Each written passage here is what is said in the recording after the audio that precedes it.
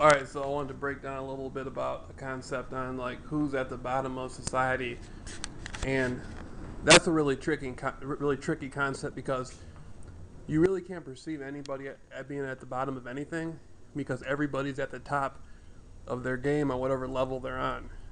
I mean, all thoughts, all things, all perspectives, all people, all organizations are inherently an aspect of creation, and so there really is no up and bottom. But if you're going to speak in a sense of like a um, a pyramid type structure, historically people in the conspiracy culture say like, okay, you have the Illuminati and you have bloodlines, and they say there's 13 different bloodlines. Okay, this is a concept that many people really don't know too much about when they speak about it. The 13 different bloodlines is basically you're talking about DNA, and there was like I think 7 different races who made up the extraterrestrials who came down to Earth and participated in the creation of humans. And out of those 7 different groups of extraterrestrials, there's supposed to be like 12, 12, 12 different DNA strands. And then the 13th one is humans. So you have 12 different DNA groups who were in the 7 types of extraterrestrials. Then you have the creation of humans, which makes 13. And so that's sort of an analogy when you talk about the Illuminati and say there's 13 different bloodlines. And those 13 different bloodlines makes up 13 different families. And out of those 13 different families, there's different houses within the families. A lot of those families intermix. But I think what it really is being said is each person walking around has various DNA strands within them. So in fact, an everyday person on the street technically is a part of the Illuminati families because we have the same DNA as them. They may not have human DNA, but we have the DNA that comes from the different groups that came here. So technically, humans have somewhat of an advantage. Now, a lot of people believe like, okay, the Illuminati, it's an illusion. There is no Illuminati. I don't, I think there is something to the Illuminati thing, but I think it's more of an analogy, but okay. Now you have the pyramid structure, and people say that the Illuminati is at the top. Now, like I just said, regular people are the Illuminati. So the Illuminati could be, in a realistic point of view, everyday person's in the Illuminati, but it just depends on where you are in the pyramid structure. If you're at the bottom, you're just a worker, right? You just go to work and pay your taxes. Okay. The people who are average in society usually aren't as conscious as the people at the very, very bottom. Like people living on the streets might have a more of a better perspective of how the world works. They're just not in the worker's position. Then the people at the very top, or the upper people, will have a more in-depth perspective of the people on the streets. So you got like a great majority of people in the middle who really aren't aware of too much, and anytime you deviate out of the structure, you'll realize that it's not really a pyramid, it's just holographic. And there's so many different illusions to structure and society and stuff. I mean, an average person walking the streets is spiritually easy to corrupt. Think about it like this. The average person that goes to work and pays their taxes and stuff, you can make them more morally corrupt, eat quicker and faster than you usually can somebody on the very lower level or somebody at the very top level. There's a lot of people who are homeless on the streets who won't participate in things like, disrespecting children, taking advantage of children, taking advantage of elderly people, uh, cruelty to animals. A lot of people at the lower echelons who just won't do that for any amount of money. Then there's a lot of people in the middle who want to they want to raise to the top quickly, right? But they can't make it up there because the people at the top recognize that their psyche doesn't have the conscious capability to make that jump. There's too many blocks in their way consciously. A lot of people will go into like panic if they really knew more information, and so by their own volition, they're able to be manipulated by the upper top in the capacity that they are in, right? And so, like the people who are conscious people, those are the people who get recognized first by the people at the top.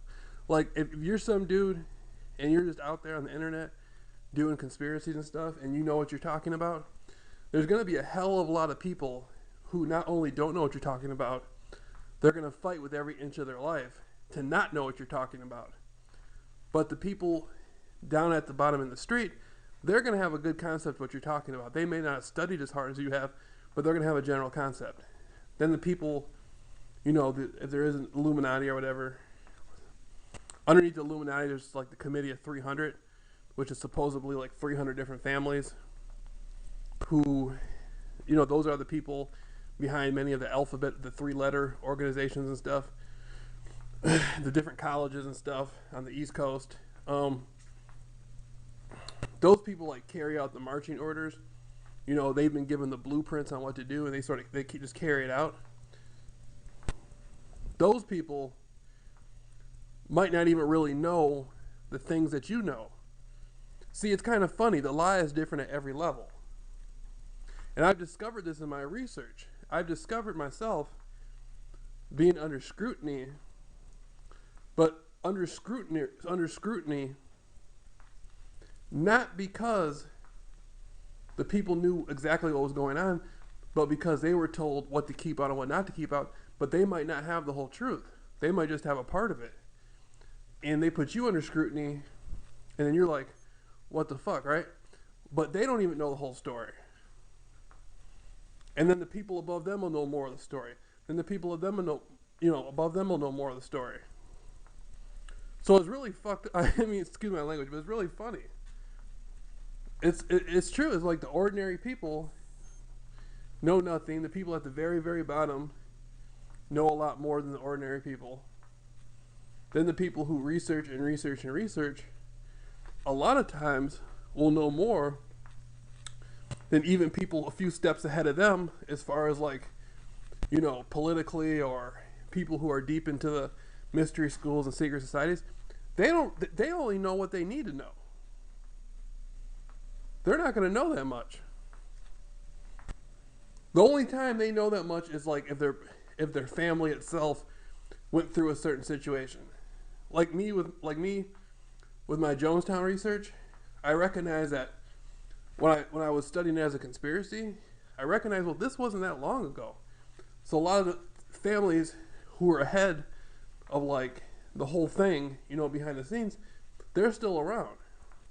So they may not be real high up, but they know a lot about it, and then the people way higher than them know it. You know what I mean? I don't know. It's kind of tricky. But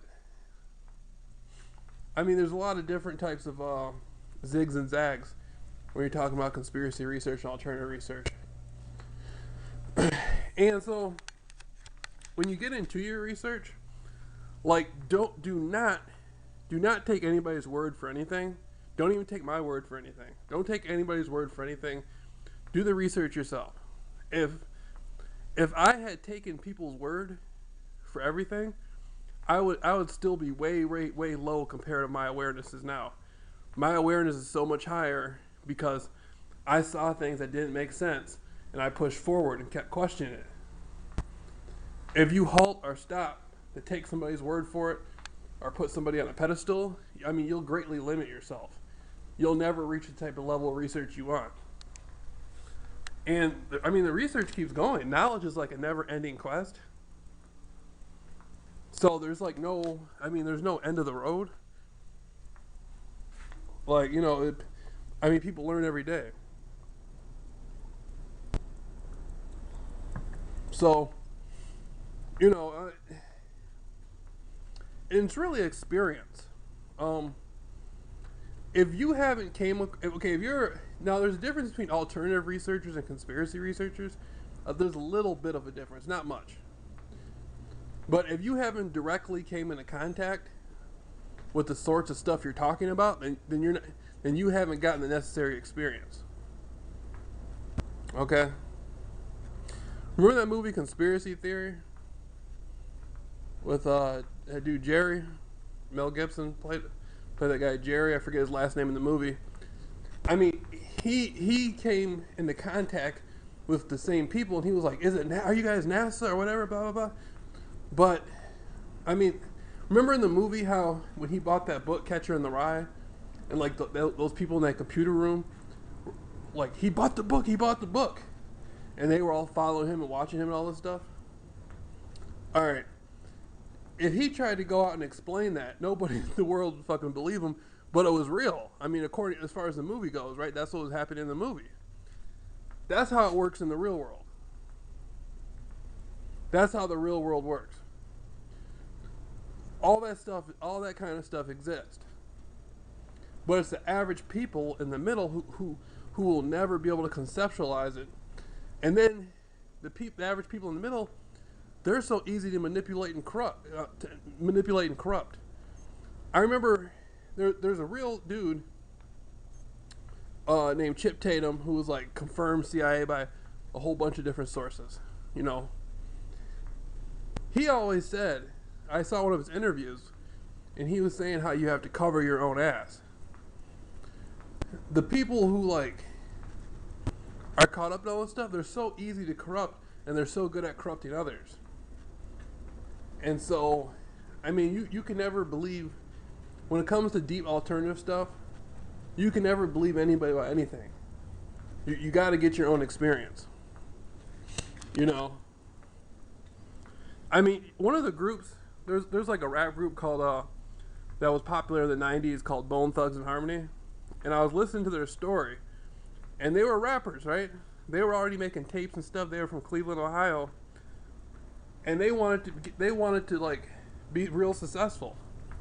So they went all the way to California to meet Eazy-E, and they said, we're not coming back. Next time we come back here to the neighborhood, we're going to bring a film crew.